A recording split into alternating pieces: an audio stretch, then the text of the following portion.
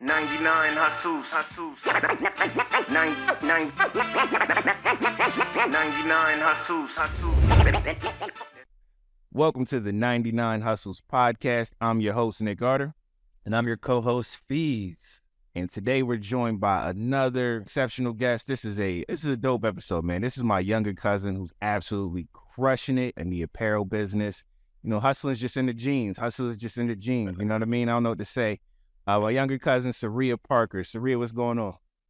Hi, how are y'all? Doing fantastic. Thank you for joining us today. And for those that don't know, Saria is the founder of the women's apparel brand Sportsimist. Sportsimist is a clothing line and community dedicated to empowering women working in the male-dominated industry of sports. She has built her career working with sports industry and started Sportsimist after noticing a lack of representation of women within her field. Saria, so please tell us, for one, were you already in sports or were you already into fashion and kind of saw like that gap, or kind of tell us how you got it started with this whole idea? Yeah, so actually both questions are correct. I was working at Fanatics at the time, which is a sports merchandising company. I was working as a buyer and I had 5 different categories I had to buy for NFL, NBA, college, MLB, and NHL. And I just noticed that the people that I was purchasing from were not people of color, like at all. You know, there was nothing geared towards HBCUs or Black representation. And I was also the only woman of color in my department. And at the same time, George Floyd had just happened. So I was dealing with that in that space where I'm still purchasing from these buyers and, you know, still dealing with just feeling like alone and secluded. I kind of got fed up, like, in a sense, and I wanted to create something that was an outlet just for me, because I felt like I'm not the only one feeling this way. There has to be other people in other sports companies that are experiencing this. And I always, you know, I went to school for fashion merchandising, so it was kind of easy just to like create something based around that. And I just like got to it one day, and that's kind of where Sportsimist was born. It's crazy because a lot of times, you know, people come up with ideas based off of what's going on around them and, you know, trying to find solutions to problems that they feel are like big enough that, you know, if I feel this way, other people have to feel that way. So, I mean, obviously that whole moment, especially with George Floyd, the whole country was kind of in a space where like everyone's home, everyone's seeing this, and, you know, being a Black person in this country, if it didn't affect you, then something was wrong, right? So the fact that you took that opportunity to take that traumatic moment and apply it to your life in a positive way says a lot about you, which is, you know, I know Nick mentioned you're his little cousin, but that's, I guess it does run in the family. That's what we do. Pressure makes diamonds. Pressure makes diamonds. And we shining. But yes, Saria, I mean, okay, so yeah, like Fee said, is like we get ideas, right, from things that happen, and we turn them into, we create solutions from problems, right? But so then my question is, with the business part of it, like, how did you learn the business side of it, like creating a website or you know, how to market to a demographic? Could you talk a little bit about that step from like, you know, having an idea to actually turning that then into a business? So I did what I could afford, and that was go to YouTube, and I started binge watching business videos, apparel videos, e-commerce videos. Like, it was like, that was all I did. Like, no TV, like no nothing. Like, that's literally what I was doing. Like, when I woke up, like before work, on my lunch break, when I got off, like literally like all the time. And I really just kind of learned from that. The platform that I use is Shopify. It's user friendly, but there were still some kinks that I had to kind of learn as I went along. And actually, when I dropped my collection, I didn't set up like my like payment correctly. It was horrible. So I had to like find a YouTube video to do that, because that's the thing, like, as an entrepreneur, and I mean, us as Black people in general, like, so this is the first time we're doing a lot of these things. Right. I don't have like, you know, someone to reach out to immediately to help me with. Yeah, yeah. So really just learning from there, and I learn as I go and as I do different things, but that was the main thing. That's incredible, because even this podcast and even the idea for us to even want to or think that people would care enough to hear about what we have to say about things, or you know, kind of highlighting people that are doing big things in the community. You touched on a really crazy point, is the fact that for a lot of us, this is the first time we've ever even thought about starting our own businesses, or finding the concept of like wealth as being something that's actually attainable, right? Because before it was just, you know, get a good job, go to school, become an accountant, and that's pretty much, you know, where you're capped out at, that's not a bad life. That's a great life. A lot of good things come with that. But the idea that we can take our own trauma that we're experiencing, and thanks to technology, we can YouTube how to do something, and that is our network now. So it's crazy that, you know, you were aware that you weren't deterred by the fact that you don't have someone you could call to ask all these questions. It's like, but I got the internet and that's available to me. So I think that's something that a lot of people can take heed to and kind of apply it to themselves. It's like, whatever you're trying to do, you can do it. The research's there. Like, don't be afraid. Like, a lot of the people you think that are geniuses were the same exact spot you were at, you know, when they started. So I think that's important to highlight. And Saria, with your particular niche, being a woman in sports like that, I imagine that experience, you know, it has to be, you know, unique in itself, right? Because the industry is male dominated. Like, you talk a little bit about that, you know, just being a woman that's working in sports. Like, what is that like? So I feel like probably within the past year, there have been more spaces that are, you know, created and more welcoming of women in sports, but it hasn't always been that way. And I'm probably at like my 5th year of working in the industry. I work for the NBA right now. And, you know, while we're making progress and while other companies are making progress, like, the job still isn't necessarily done. And there are still other things that are being brought just about, like, in general, where it comes to making women feel like there's safety here and, you know, inviting them to the table. And me, when I started this brand, I felt like I didn't have a seat at the table. So I created my own through Sportsimist. You know what I mean? Like, I think that there's a way to kind of get through in all aspects, but I think just figuring out what works for you, because the sports industry is like, it's been around for hundreds of years. You know what I mean? Like, NBA, we just celebrated 75 last year, NASCAR 75 this year. Like, this isn't something that just started like 10, 20 years ago. So it's going to take time. And I think that as women, we have to be realistic with that. But I think that there's other ways to still excel. Like, you know, even creating this community through Sportsimist, like, so many women reach out to me like, oh my God, I'm so glad I found your page, or, oh, it's like these quotes, like, you don't know what that did for me. And a lot of times, like, I'm sure we'll get into this later, but a lot of my things are scheduled, because since I do have a full-time job, but a lot of my quotes, I schedule them in the morning because I want you to see it when you're like driving to work. Yeah. First thing. About to go, you know, to the office, or even on your lunch break, like, and you check your Instagram real quick. Like, that's how I think of those things. But I think just kind of figuring out like who your tribe is, or where you fit in, or if you want to stand out, like, you have the opportunity to do whatever you want. And I feel like being a woman in sports, like, it's really what you make it, you know? You talked about having to build your own table because, you know, you were entering a industry that there weren't a lot of people that looked like you. And you already mentioned before that you didn't have anyone to really call and to talk about how do you do this or how do you do that. So a lot of this was kind of all self-taught. And you mentioned having a full-time job. Can you talk a little bit about those challenges, you know, trying to put all your attention into starting your own business while also having a lot of these challenges on your plate? Like, how did you manage that? And if there was one like moment or one challenge where you're like, you know what, I don't think I can do this. Like, can you like talk about that one moment if you've experienced that? So I feel like my biggest challenge was the learning as I go along.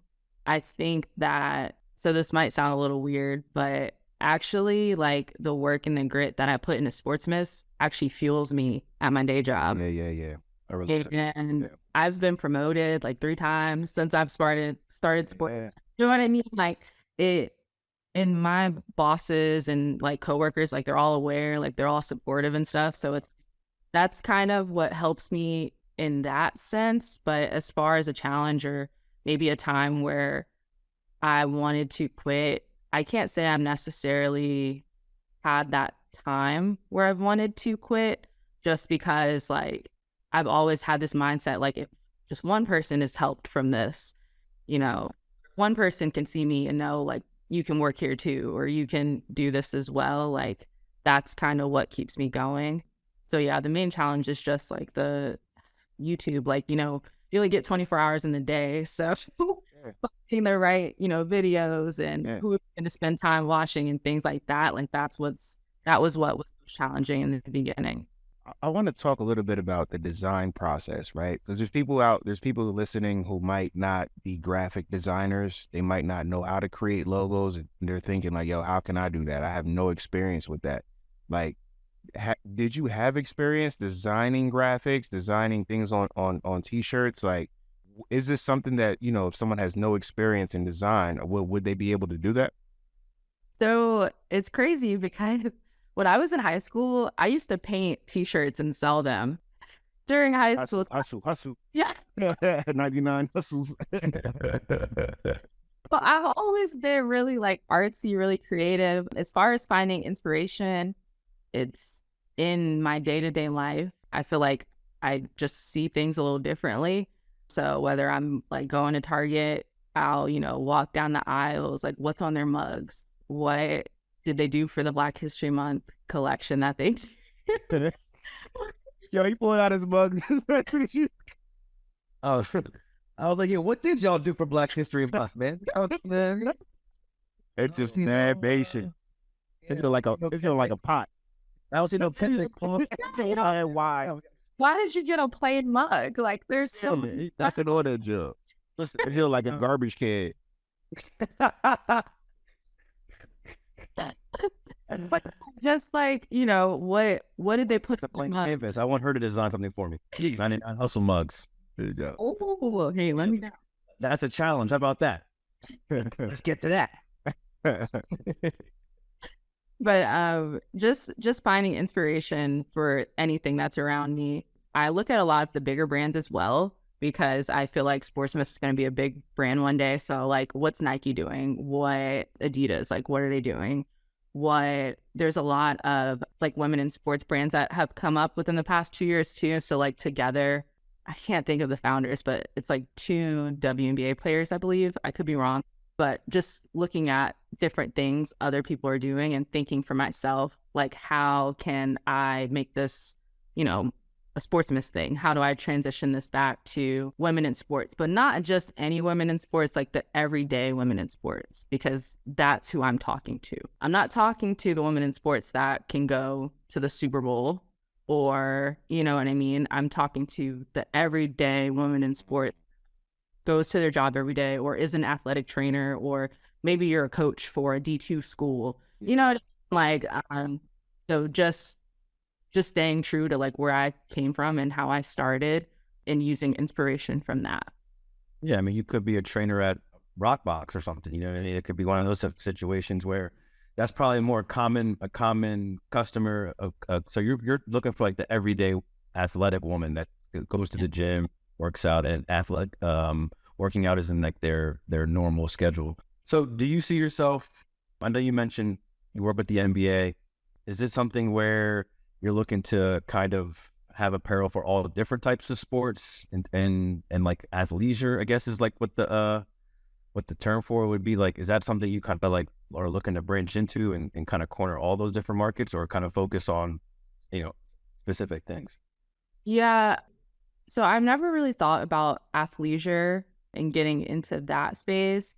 If anything, I would expand under like the pillars that I think about when I think about that everyday woman in sports. So maybe a podcast, like what are you listening to on your way to work? I just started with in-person events this year. Sportsimist was built during a pandemic. It's been an online thing and it's grown to this community. And it's like, okay, it's time to meet each other in person. Like, you know what I mean?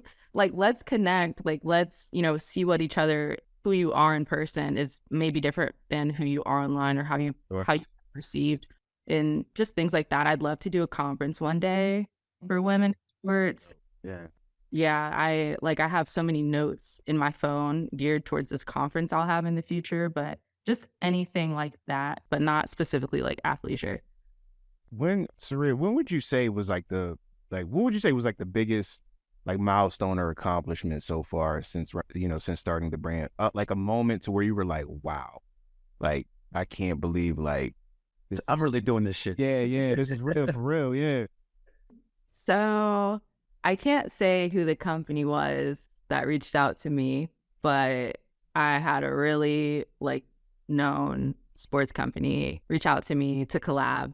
And that was when I was like, oh, wow, like people are seeing this, like this is important. Like this, what are you trying to figure it out? I feel like, Yeah.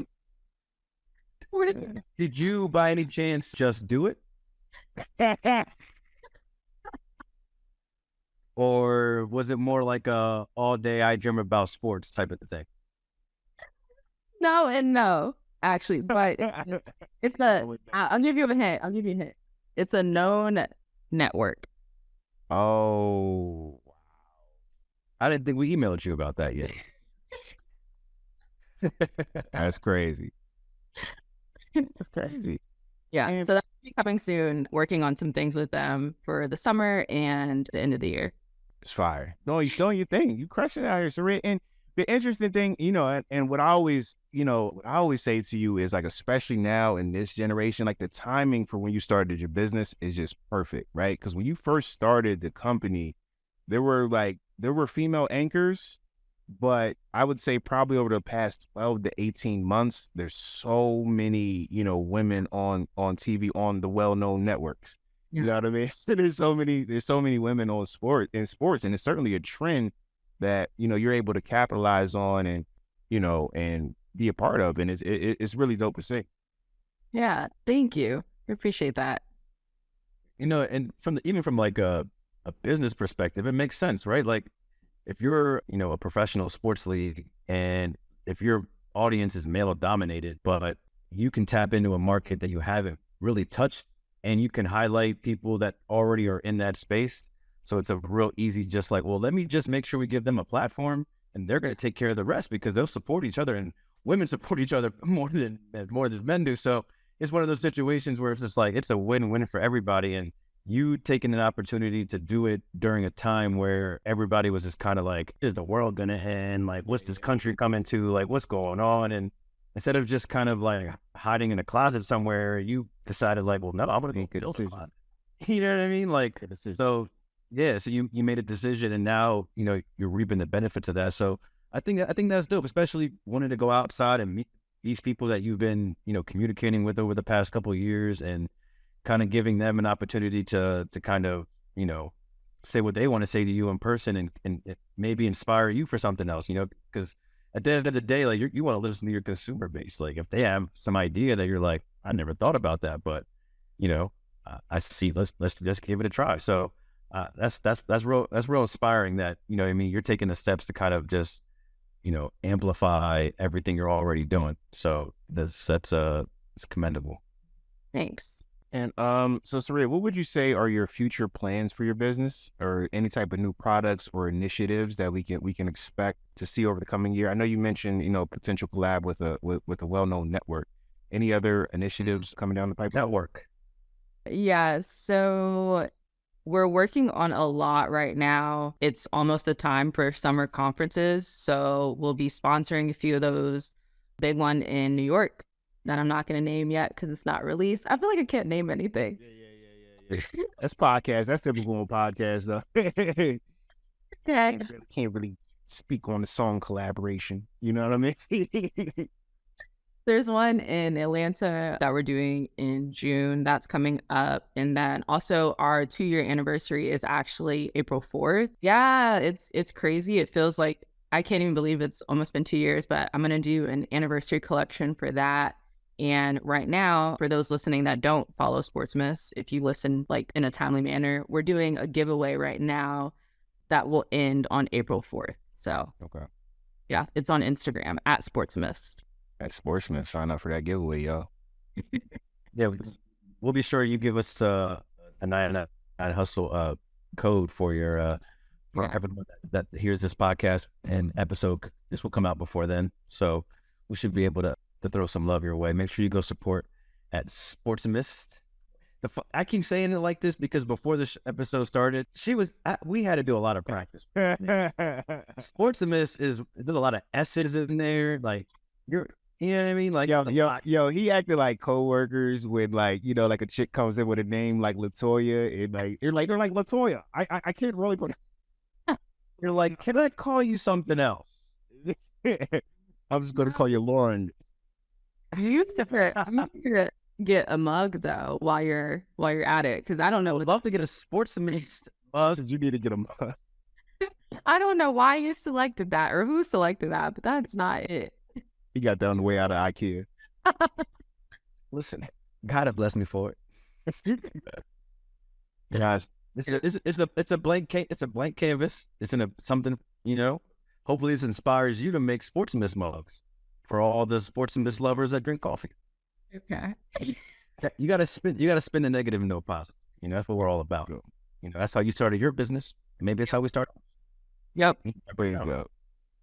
Nah, Saria, you have a dope story. Like I said, it's incredible. It's incredible to see firsthand the progress that you've made, you know, during these chaotic times of, you know, COVID and the pandemic. You know, like Fees mentioned earlier, you were able to turn something negative into, you know, a flourishing and positive business. And it's truly incredible to see. You know, so one question we always ask our guests is, what is your hustler mantra? Now, this could be like a quote or a phrase or something that, you know, you live your life by or run your business by. So if you had to give a hustler mantra, what would that be? So I feel like I have a bunch, but my main one is very simple. It's get scared. That's incredible. You know what's crazy? I've read that. I'm dead serious. I read that like somewhere like 2 days ago, and I wrote that in my notes because I was like, yo, yeah, like it's like 2 days ago. I'm dead serious. Like, do it scared. Like that's how it is because there's never gonna be a right moment, right? Yeah. If you sit around waiting for the right moment, it's never gonna come. Like you just gotta do it. You just gotta do it. Do it scared like that. We're gonna get that on Fees' coffee mug. Yeah, I was gonna say, yeah, like drink it scared. You know what I mean? Whatever. Yeah, drink it scared. We'll talk offline and on the split ideas and how we go about this. But Saria, before we end this real quick, where can people find you? Where can they join this flourishing community? If you want to take the time to kind of shout out all your different platforms that people can find you on. Yeah, so it's Sportsimist on Instagram, Twitter, and LinkedIn. We'll be expanding to other platforms soon, but Instagram's the favorite one. That's where the girlies actually chat in the comments. So I recommend that one for your first visit. You heard it, ladies. Go to Sportsimist on IG and do your chat ting. And Saria, that your hustler mantra was fantastic. It wasn't what I was expecting. I thought actually, for those that are watching this, it was the little, you know, sign behind your head right there that says "drink champagne and shoot some potato." That's what I thought. I thought that was what we came up with. I'm not even gonna lie to you, but hey, they both work. I mean, you could quit. What was the phrase? Quit quietly, quit loudly. Quiet. Yeah. Yeah, you can quiet quit after you drink champagne on the table. You're fired. So with that, that's a wrap for this week's episode. Thanks for listening to the 99 Hustle podcast. Be sure to visit 99hustle.com to join the conversation, access the show notes, and discover our amazing bonus content. Please rate, review, and subscribe if you enjoyed this episode. Always remember, there are 99 hustles. All you got to do is choose one. We back.